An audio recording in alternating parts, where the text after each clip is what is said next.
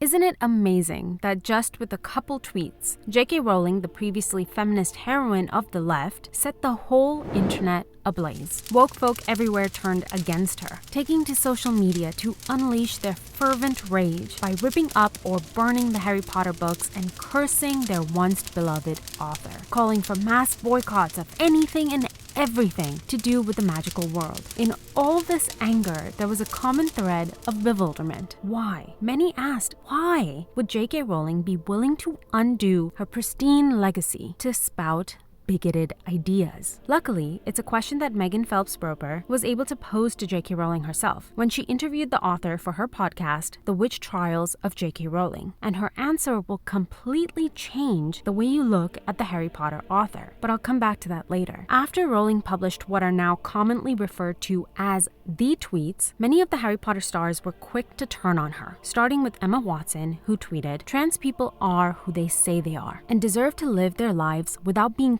constantly questioned or told that they aren't who they say they are. I want my trans followers to know that I and so many other people around the world see you, respect you, and love you for who you are." Bonnie Wright was next, tweeting, "If Harry Potter was a source of love and belonging for you, that love is infinite and there to take without judgment or question. Trans women are women. I see you and love you." Rupert Grint followed suit, saying, "I firmly stand with the trans community and echo the sentiments expressed by many of my peers. Trans women are women. Trans men are men. We should be entitled to live and love without judgment." Eddie Redmayne, too, popped his head into the controversy and had this to say. "As someone who has worked with both J.K. Rowling and members of the trans community, I wanted to make it absolutely clear where I stand. I disagree with Joe's comments. Trans women are women. Trans men are men. And non-binary identities are valid." And finally, Daniel Radcliffe, Harry Potter himself, had this to say. "Transgender women are women.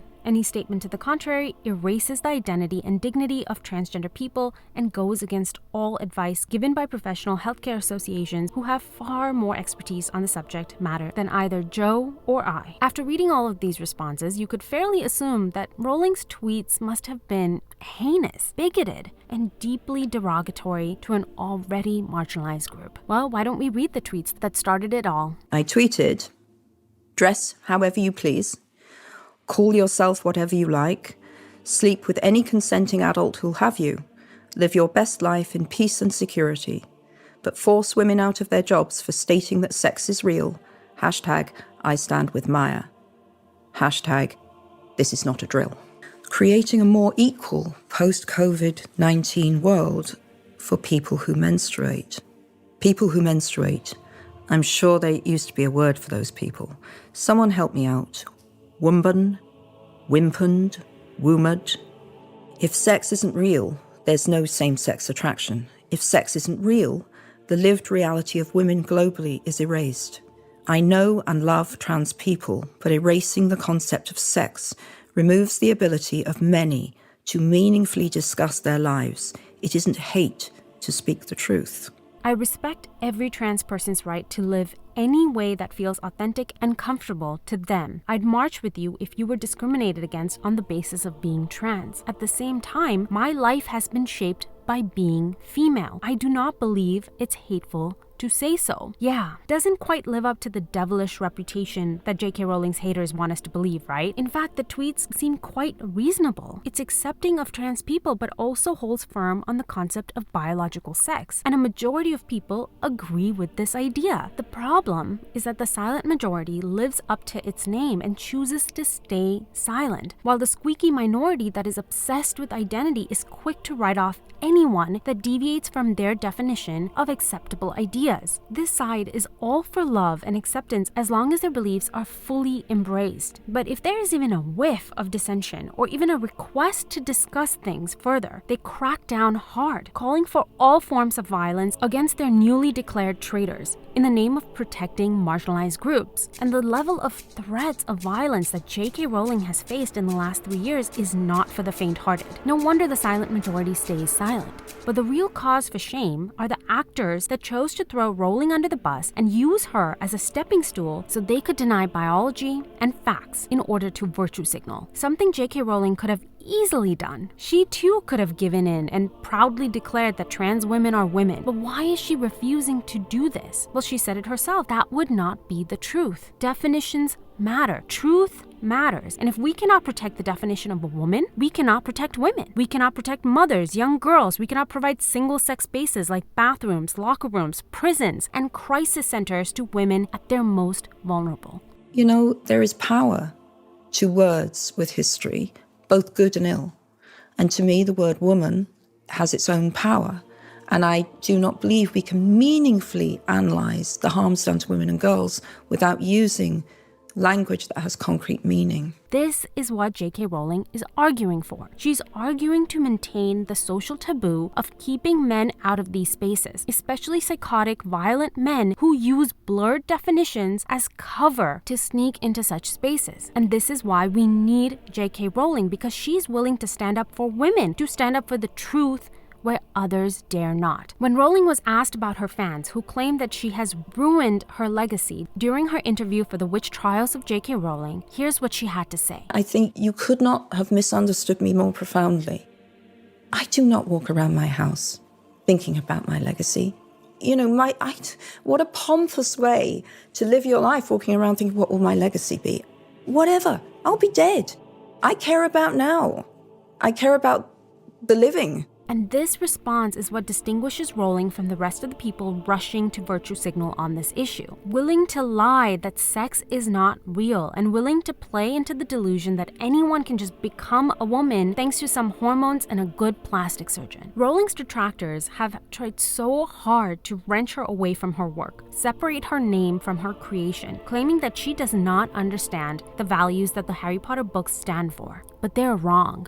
Harry Potter is such an interesting hero. Despite being the main character of one of the most popular book and movie franchises of all time, Harry is surprisingly overlooked. People often talk about Hermione or Snape or even Dumbledore, but rarely about Harry himself. He's a magical orphan who defeats a powerful enemy, but he isn't particularly smart. Hermione has all the brains and Dumbledore has all the power. But what makes Harry the hero is his willingness to speak the truth. In the 5th Harry Potter book, The Order of the Phoenix, Harry clashes with the new teacher at Hogwarts, Professor Umbridge, over what constitutes as a lie. A clash that leads Harry to undergo a very cruel punishment. Reading this book as an adult, I kept wondering why Harry always insisted on speaking up, despite being warned many times, despite the act of telling the truth, making his already difficult life worse. Why was it important to him to stand up to Umbridge? But J.K. Rowling understands, and we all need to understand too. When lies are forced onto a society under the penalty of ostracization, when scientists are fired for speaking the facts of biology, when teachers and professors are ousted from positions for arguing for the protection of women, when people are afraid to speak their minds, we are on a very bad path as a society. Harry needed to speak up